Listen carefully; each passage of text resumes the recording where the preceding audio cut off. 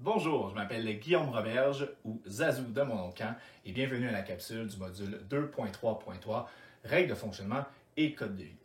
Pour moi, les règles de fonctionnement et le code de vie, ça fait partie d'un tout, c'est un tout. Donc, c'est un cadre que vous allez devoir mettre autour de votre groupe. Et donc, j'ai apporté mon propre cadre. Voici mon cadre. Mon cadre. Ben, en fait, c'est une photo de moi quand j'avais 3 ans, mais bref.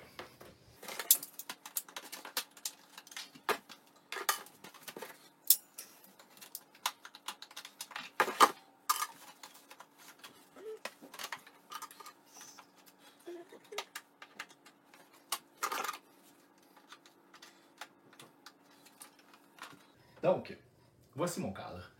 Mon cadre à moi, il a 6 côtés. En haut, en bas, gauche, droite, mais également le milieu, le centre et le derrière.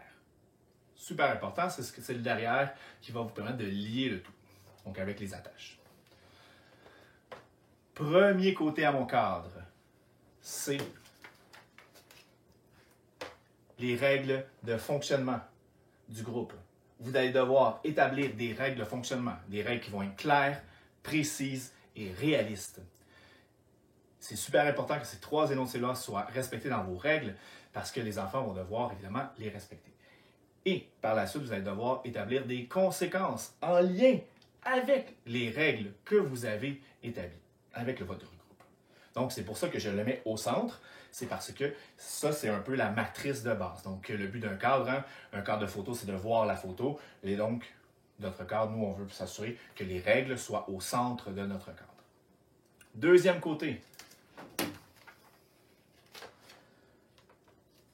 c'est de faire respecter la discipline. Vous allez devoir faire de la discipline et donc en lien avec les règlements de groupe, les règles de fonctionnement que vous avez établies avec votre groupe, évidemment. Troisième côté. Le troisième côté, c'est de toujours demeurer constant. Vous devez être constant dans la mise en application de vos règles et de vos conséquences. C'est important, peu importe l'enfant. Il y a toujours un enfant, des fois, qui va être un peu plus tannant ou un enfant qui va être un peu plus serviable.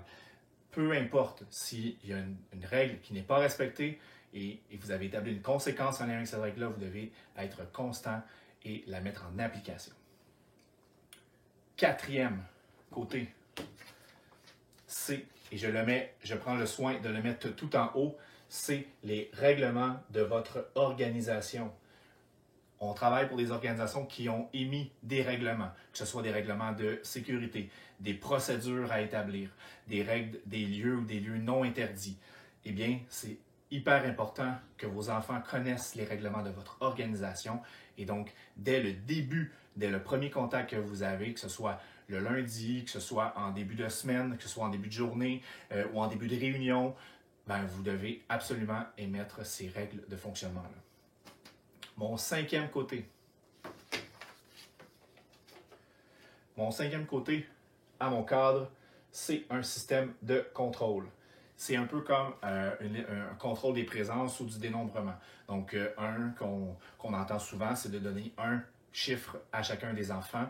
Et donc, on est capable, donc si on fait un cri ou un geste, les enfants peuvent se nommer 1, 2, 3, 4, 5. Et donc, on sait exactement combien qu'on a de personnes, d'enfants dans notre groupe. Par contre, ça demande cette technique-là, cet exemple-là demande un petit peu plus de pratique de votre côté et de vous et avec les enfants. Toutefois, un exemple, moi, ce que j'ai déjà fait avec mes groupes, j'avais une thématique de semaine qui était autour des animaux. J'avais séparé mes groupes en 4 groupes. Donc, j'avais un groupe de 24 enfants à 2 animateurs. On avait 4 animaux et chaque groupe était représenté par un animal. Donc, quand j'entendais le cri du lion, je savais que mon groupe de 4 mon groupe de 6 enfants était complet. Et donc, quand j'entendais le cri du chien, je savais que mon deuxième groupe de 6 enfants était complet, et ainsi de suite. Donc, ça me donnait, j'avais établi un système de contrôle avec le groupe en lien avec cette thématique. Et mon 6e côté à mon cadre, eh bien, c'est d'établir un code de vie de groupe. vous allez devoir établir un code de vie de groupe. Et c'est les enfants qui peuvent établir le code de vie avec vous. Vous pourriez subdiviser en fait les éléments de votre code de vie.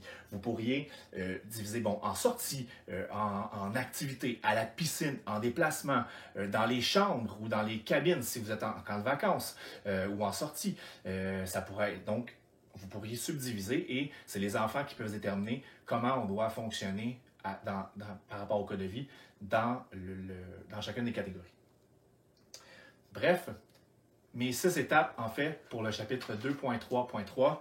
Première étape, vous devez établir des règles claires, précises et réalistes avec des conséquences. Vous devez faire respecter votre discipline. Vous devez demeurer toujours constant. Quatrième, vous devez énoncer les règles de votre organisation. Cinquième, émettre un système de contrôle. Et le 6e, établir un code de vie de groupe. Donc, sur ce, merci pour ces quelques petites minutes d'attention. J'espère que vous allez pouvoir mettre ça en application cet été et donc oser cet été, tout simplement. Bonne journée.